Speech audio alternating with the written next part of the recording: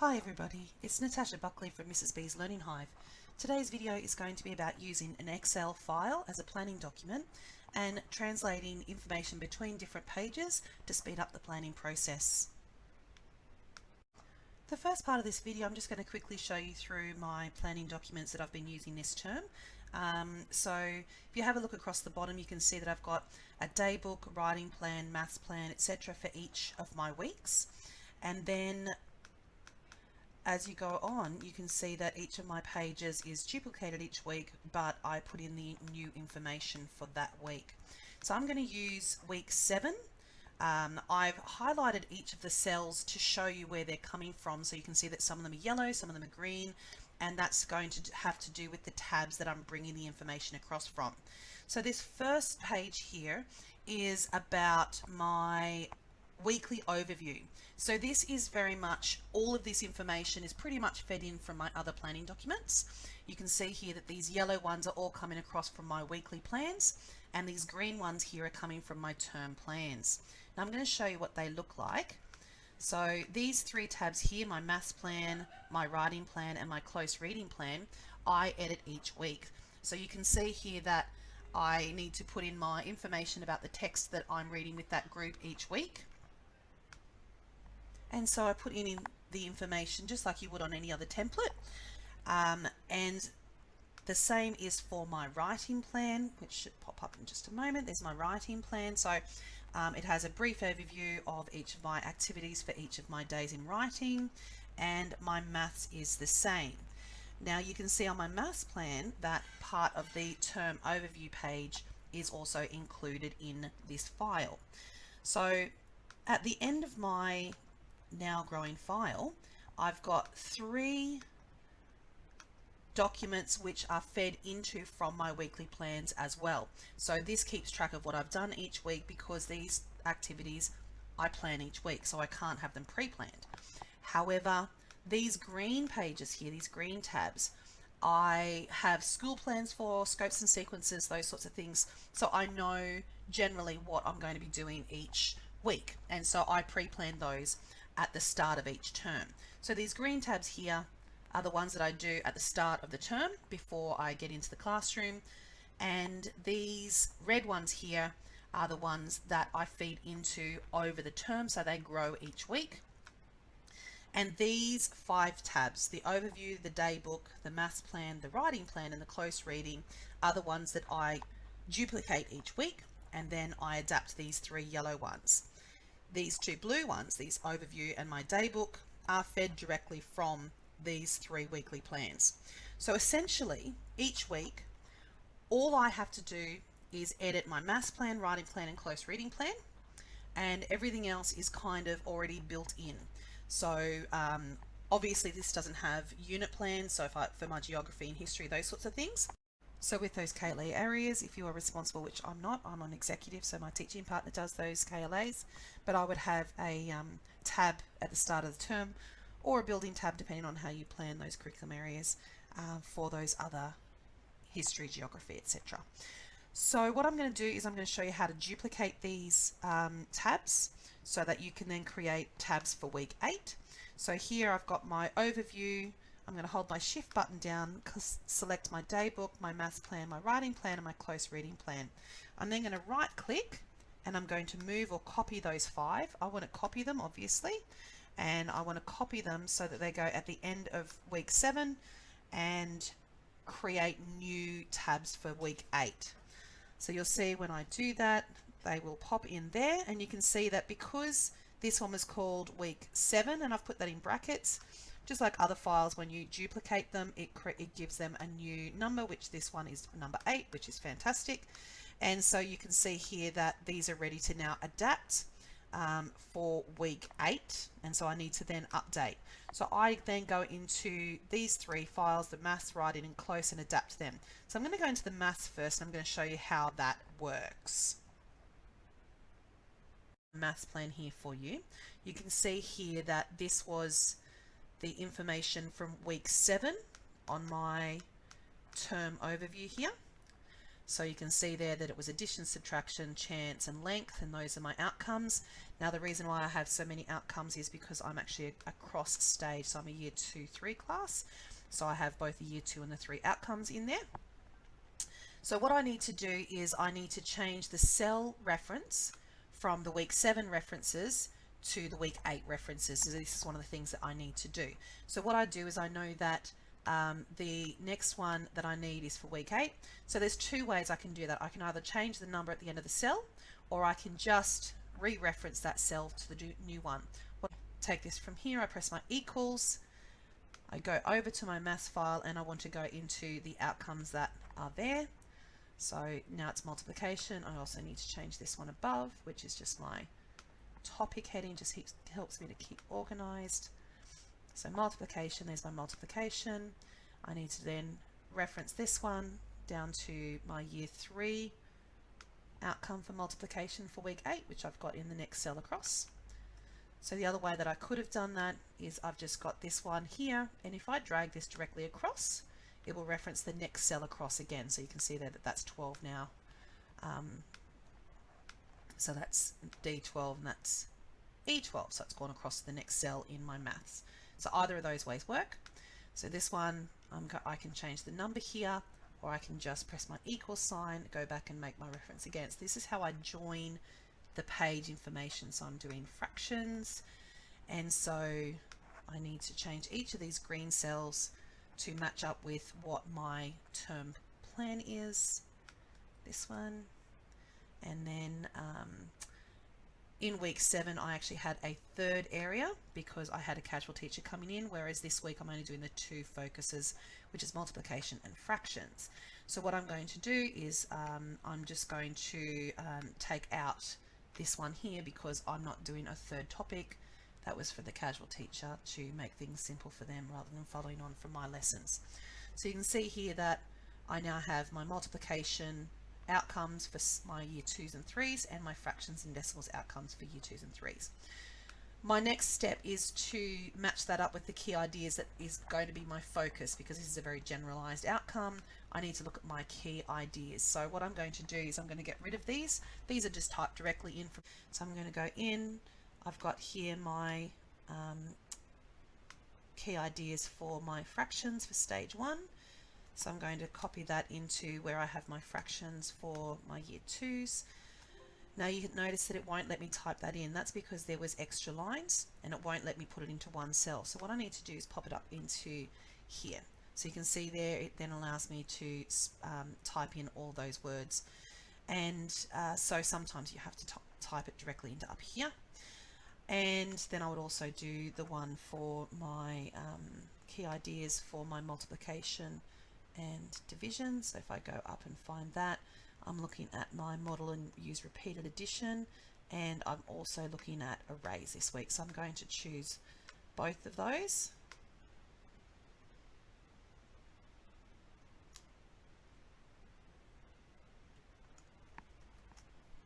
Now again, if I try and type that in, it's not going to let me. So what I need to do is pop it up here, and for some reason it added extra, so I'm just going to get rid of that extra bit.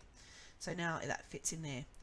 If the cells aren't quite fitting, you can either adjust the size here, or if you've got an extra cell like I do, because this happens to me all the time, I can just merge those 2 cells together and it gives me some more space. So you can adjust the template to fit the information. So obviously I would go and fill in those other sections, but I'm just going to fast forward for you guys so you can see what goes next. So I've got my groups underneath that, which the rotations themselves don't change, just the content, and that's on a PowerPoint that I do for my kids each week. So my next part that I'm going to update for my week 8 plan is the whole class lessons here. So I've got my warm-ups, my teacher directed, shared practice, independent practice, and my exit slips. So all of this needs to be updated for this week's content. So what I'm going to do is I'm going to start by getting rid of the old content, which I typed in as I decide on the activities or the videos that I wanted to use, and I would then go and put in this week's activities. So I'm not going to spend too much time on this for you guys because you want to see how this goes together. So I'm just going to put a few words in so you can see where that then feeds into my other files. So I'm just going to say that I'm going to use a video for multiplication. Obviously I would want to know what that is. My teacher directed learning, I would model arrays. Now I would put more information in here normally than I'm showing you guys, but I just make this nice and quite fast. So the students would use counters to create arrays, etc., etc. So what I would then do is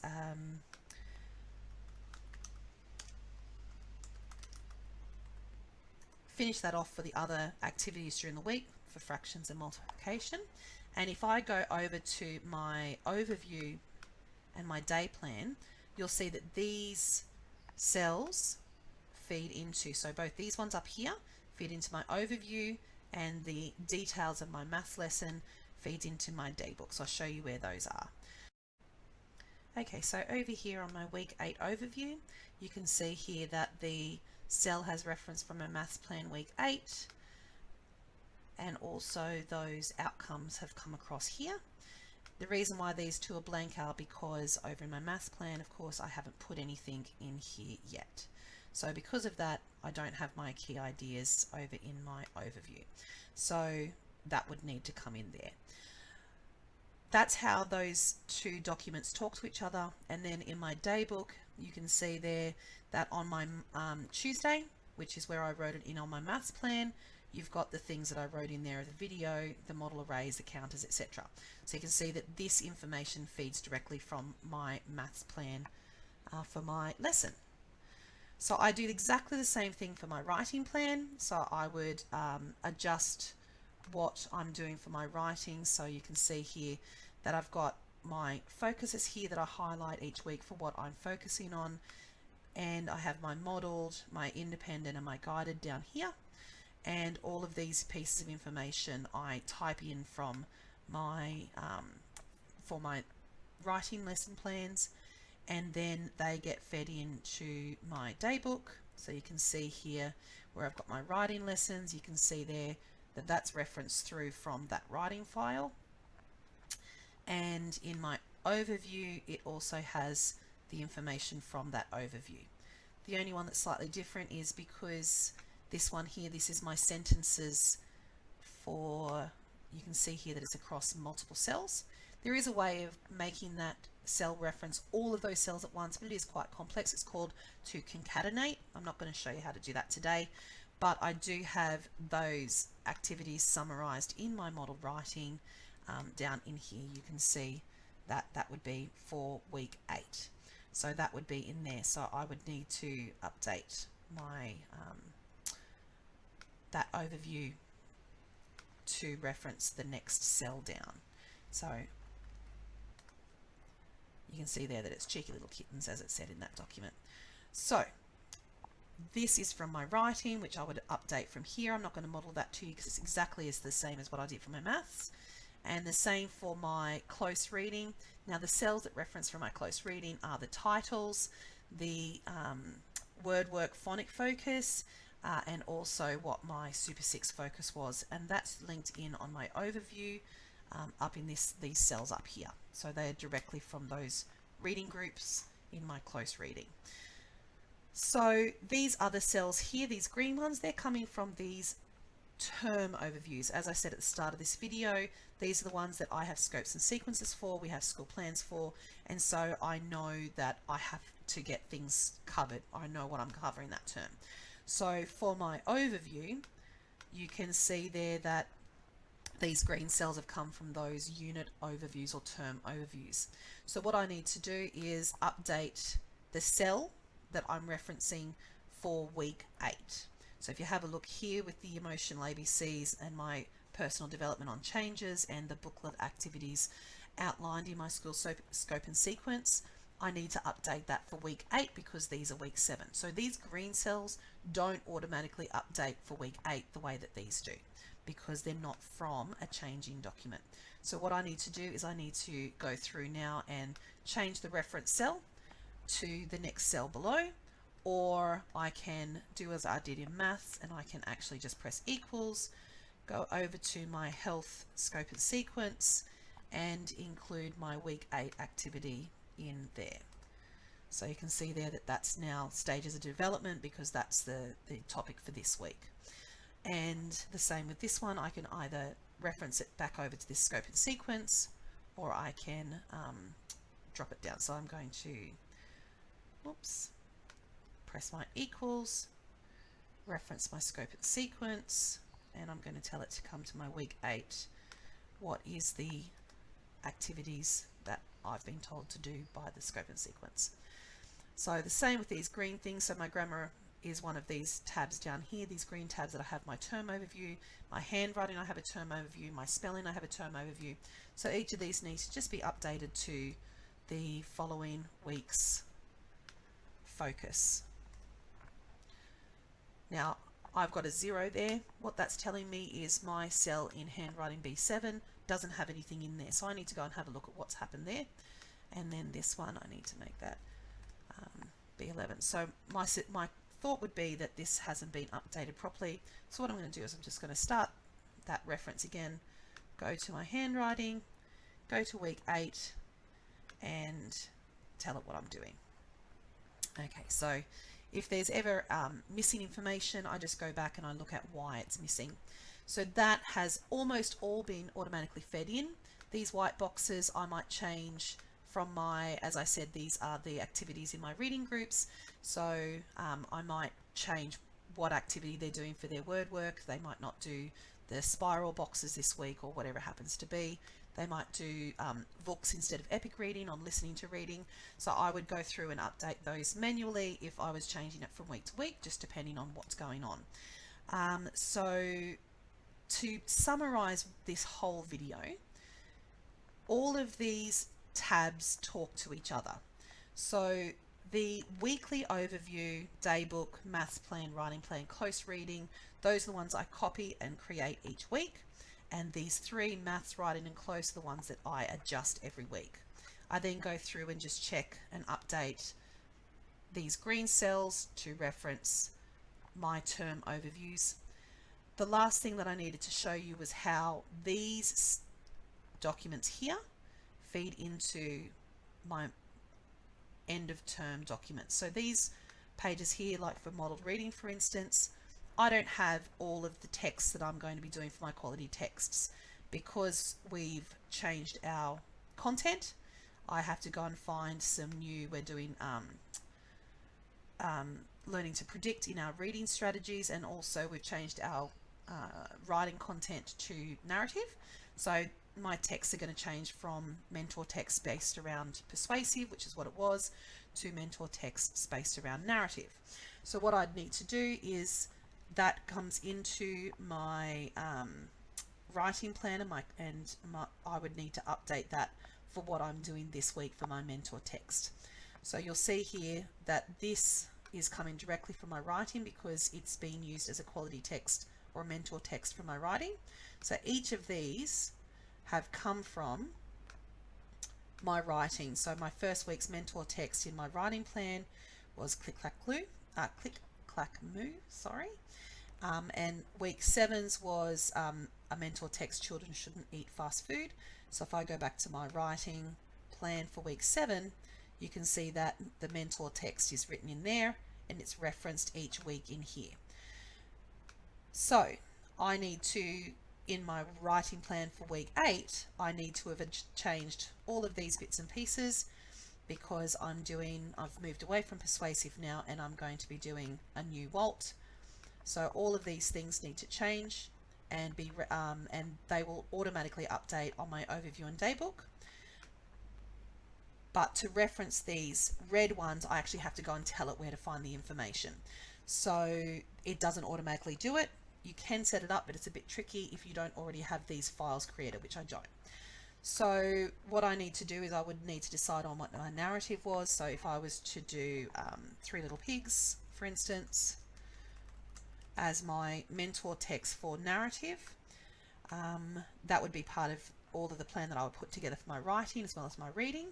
And then over in my modeled reading, you can see it hasn't updated anything in the week 8 file because I haven't told it where to go. So again, I press equals, I go over to where I've got the mentor text here, tell it where it needs to go. Now I'm going to show you something that happens because this is actually multiple cells that have been merged together. You can see up here it's 3 cells wide. This is only 1 wide cell, and that's because I've used that merge and center here. So what's going to happen when I press enter and I go back over to here, it's going to tell me spill. The reason why is because it's trying to tell me that I need to reference all those cells, and those cells are merged together and it doesn't work. So all I need to do is just take away the rest of that and reference the first cell, and you can see now that that's now referencing the writing plan for weeks 8 and what my mentor text is going to be. So this is something that I do every couple of weeks. I just go through and I update these red ones.